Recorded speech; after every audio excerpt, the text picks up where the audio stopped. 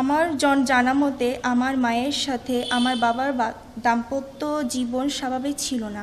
কেননা আমার মা পরপুরুষের আসক্ত থাকায় আমার মায়ের সাথে আমার বাবার দাম্পত্য জীবন সুখী ছিল না।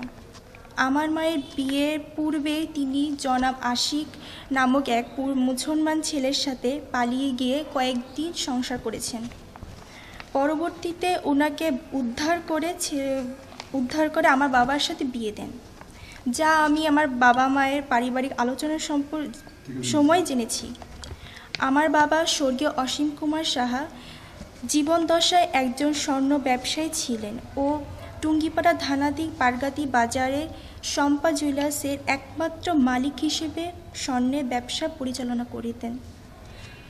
আমার মা একজন দুশ্চরিত্রা ও অত্যন্ত লোভী প্রকৃতির মহিলা হওয়ায় আমার বাবার সাথে বিবাহের পরও স্থানীয় পারগাতি বাজারের বিভিন্ন হিন্দু মুসলমান দোকানদার সহ বিভিন্ন লোকের সাথে অবৈধভাবে শারীরিক মেলামেশা ও অসামাজিক কর্মকাণ্ডের কারণে লাঞ্ছিত হইয়াছেন।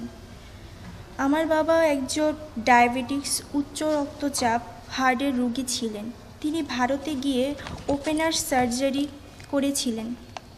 আমার বাবা ওপেনার সার্জারির পর আমার মায়ের অবহেলা, নিয়মিত চেক আপ ও সঠিক ওষুধ না করার কারণে আমার বাবার অকাল মৃত্যু হয়। আমার মায়ের বেপরোয়া ও উচ্ছৃঙ্খলের জীবন অতিমাত্রায় বেড়ে যায়। এমনকি আমি নাবালিকা থাকা সত্ত্বেও আমি তড়িঘড়ি করে প্রতারণামূলকভাবে আমাকে নামানীয় টুঙ্গিপাড়ার প্রধান ডাকঘর সোনালী ব্যাংক লিমিটেড, টুঙ্গিপাড়ার শাখা সোনালী ব্যাংক লিমিটেড, পারগাতি শাখা বেসিক ব্যাংক লিমিটেড, টুঙ্গিপাড়া শাখা ও বাংলাদেশ ব্যাংক খুলনায় আমার নামনীয় 51,14,445 টাকা সকৌশলে উত্তোলন করিয়া আত্মসাৎ করেছেন।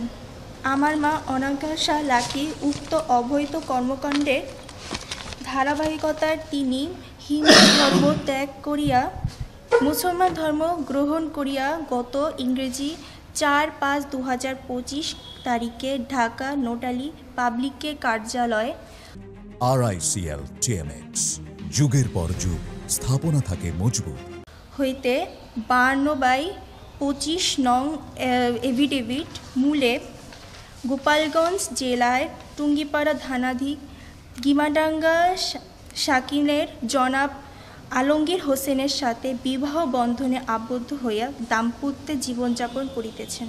আমার মার ধর্মান্তরিত হওয়ার মুসলিম স্বামীর জনাব আলমগীর হোসেনের সাথে দাম্পত্য জীবনযাপন করার হিন্দু ধর্মের বিধান মতে আমার পিতার স্বর্গীয় অসীম কুমার সাহার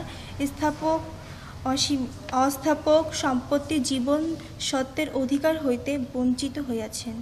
বিধায় তিনি ক্ষিপ্ত হইয়া তাহার বর্তমান স্বামী ও তার পরিবারের লোকজনকে নিয়ে গত ইংরেজি 25/5/2025 তারিখ রাত 8টার সময় বেআইনিভাবে আমার দোকান ঘর ও বসতঘর প্রবেশ করিয়া আমার নিকট থেকে জোরপূর্বক সিন্দুক, আলমারি সহ অন্যান্য চাবির চোর মুনক ছিনিয়া নিয়া সকল তালা খুলিয়া 165 ভরি স্বর্ণ ও স্বর্ণালঙ্কার, নগদ 11 লক্ষ টাকা ও 2টি ফোন সহ চাবিগুলো জোর করে নিয়ে যায়।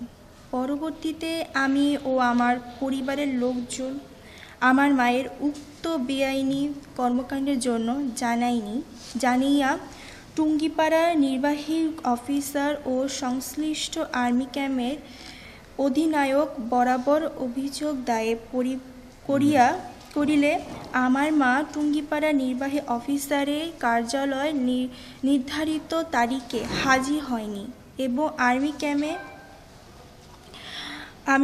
ক্যাম্পে অধিনায়ক সাহেব উভয় পক্ষকে স্থায়ীভাবে মীমাংসার নির্দেশ দেয়। আর্মি ক্যাম্পের অধিনায়ক সাহেবের নির্দেশ মোতাবেক সাহেব উপজেলা পরিষদের ভাইস চেয়ারম্যান ও পারগাতি বাজারের কমিটির সভাপতি সহ এলাকার গণ্যমান্য ব্যক্তিদের উপস্থিতিতে উভয় পক্ষের মধ্যে সালিশের এক পর্যায়ে আমার মা তাহার মুসলমান স্বামী সহ সঙ্গীয় লোকজন নিয়ে কাউকে কিছু না জানিয়ে অতি কৌশলে পালিয়ে যান। পরবর্তীতে আমি আমার ক্ষতিপূরণের কোনো সমাধান না পেয়ে নিরুপায় হয়ে বিজ্ঞ আদালতে আশ্রয় নিতে বাধ্য হই এবং আমার ক্ষতিপূরণের সঠিক প্রতিকারের জন্য জড়িত সকলের বিরুদ্ধে বিজ্ঞ আদালতে মামলা করিলে